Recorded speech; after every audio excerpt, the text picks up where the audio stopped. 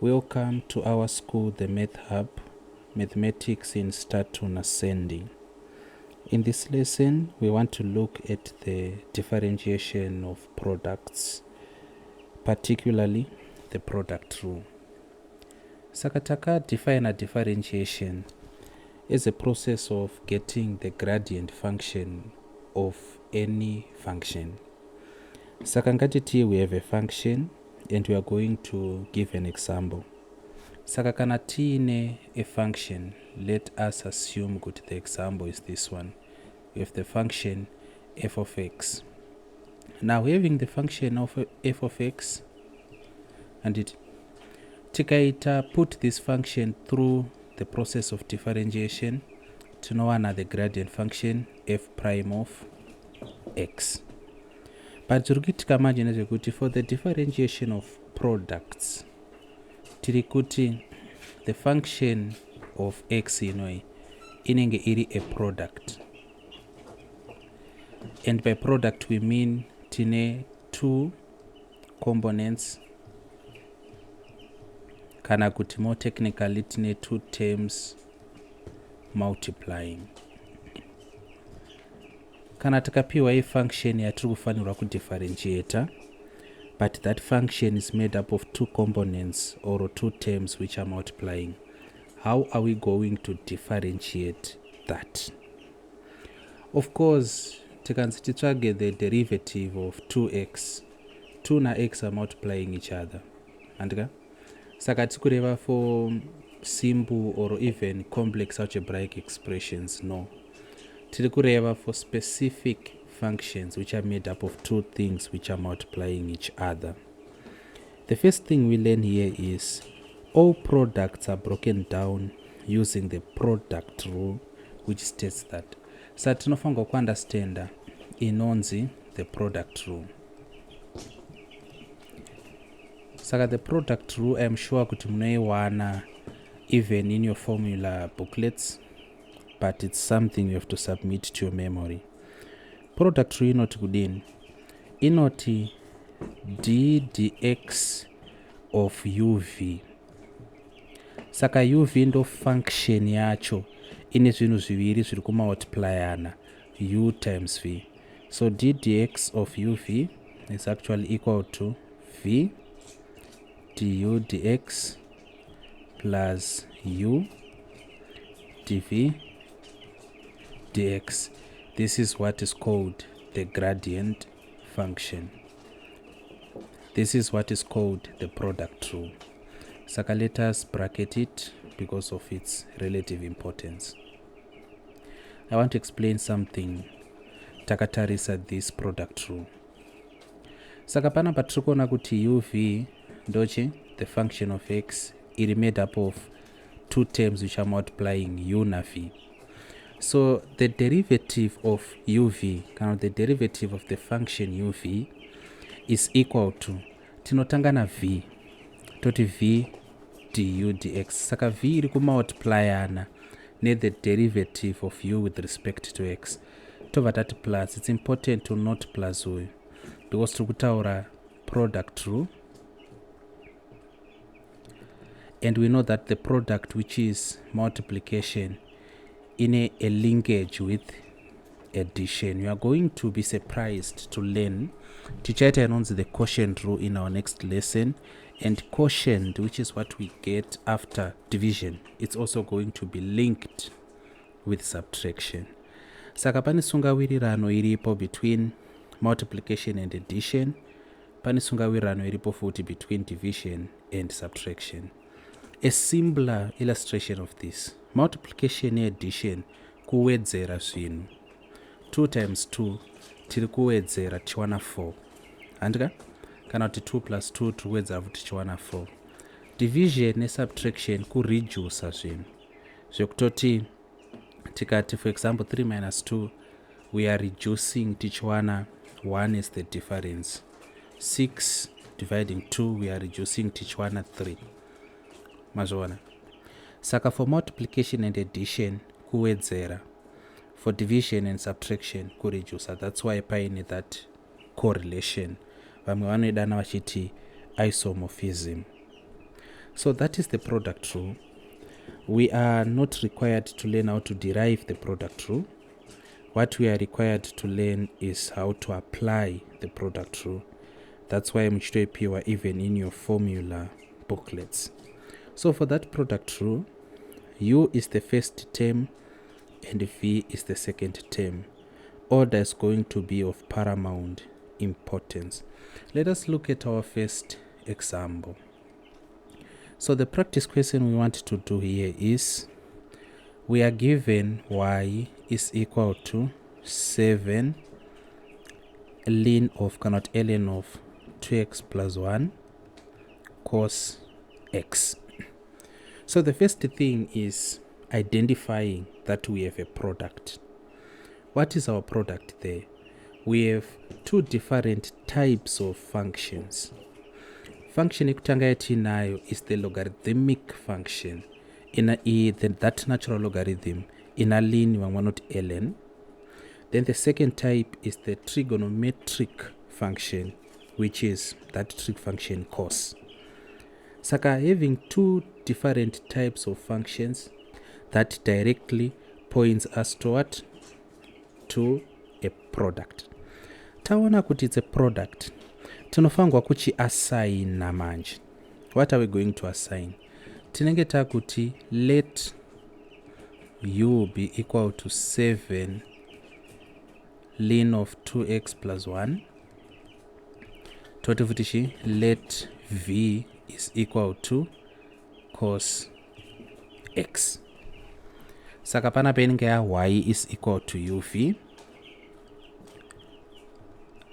and the gradient function dy dx, which in this case is going to be equal to d dx of uv, and which is equal to, in all cases tinotangana v, and it's important to know that you always start with v. I'm going to write it as a note. Saka v du dx plus u dv dx. So panapa, please write this in your notes. Chauna kosha kwazo, always start with v. Always start with v. Okay. Saka ndo manyorero atinozviita. Let u be the first function 7 ln of 2x plus 1. Let v be the second function cos x.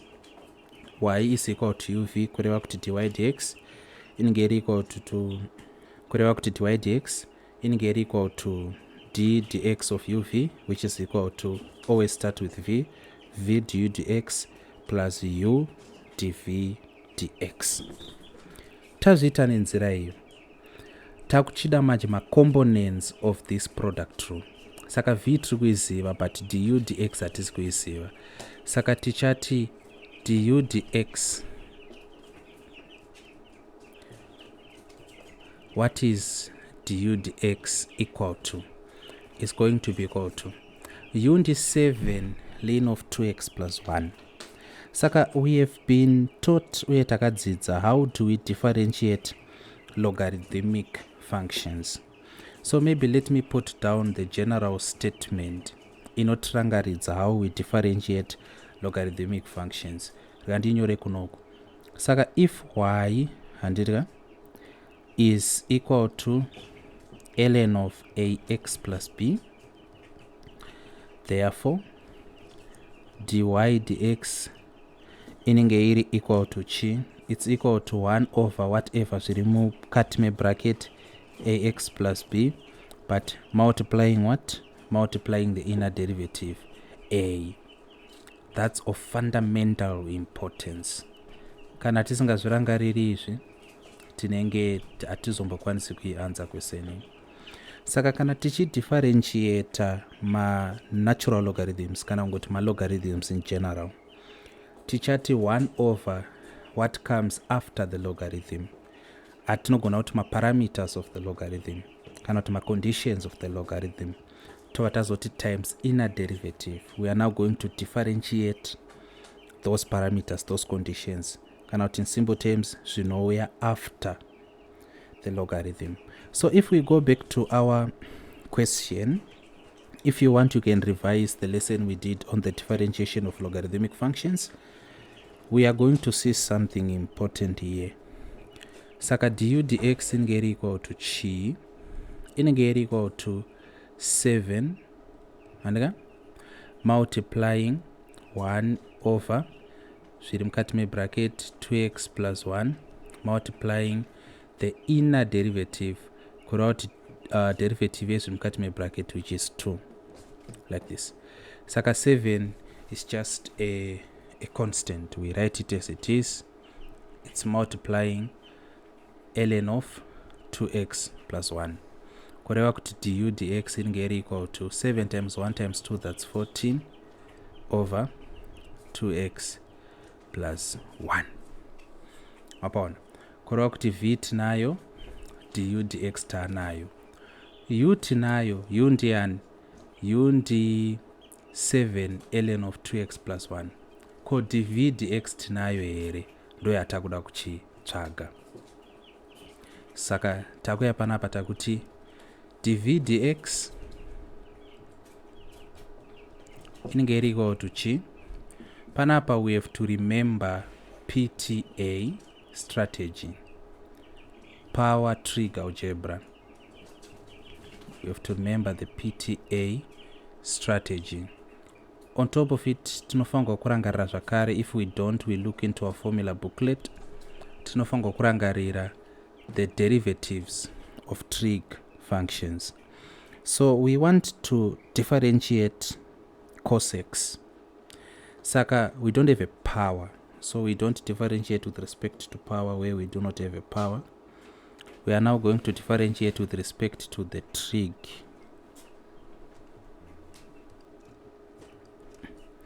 Saka since taona kuti hatina power, tangosarwa nekudifferentiate with respect to the trig. The derivative of course we know kuti ndi minus sine, apa inenge iri minus sine x. Then differentiating with respect to algebra, tenge chingo differentiate x, which in turn gives us 1. Saka panapa zvangofanana nekuti tiri kuda the derivative of cos x, which we caught from our formula booklet. It's just going to be equal to minus sine x.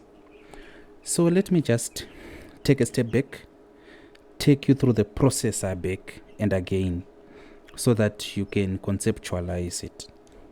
Zvaitika pano ndeizvi. Tatanga ta-identifya kuti we have a product. Very important. Taona sei kuti tine product. Taona two different types of functions ari kumultiplyana.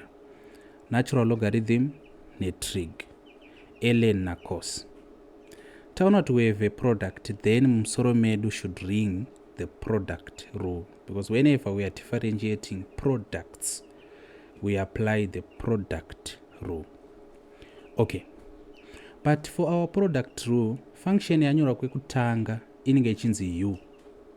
Function inotevera inonzi v. That's why tati u is equal to 7 ln of 2x plus 1. Tikazoti v is equal to cos x. Then ndokubva tazokota the product rule inoti d of uv dx is equal to v du dx plus u dv dx. Saka chatakuchida kuchitsvaga I du dx yatawana nekungo differentiate a natural logarithm tikawana 14 over 2x plus 1.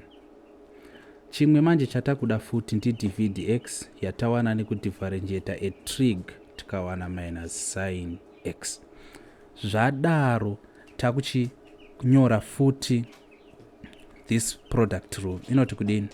Inoti d of uv dx is equal to, always start with v, saka v du dx plus then u dv dx.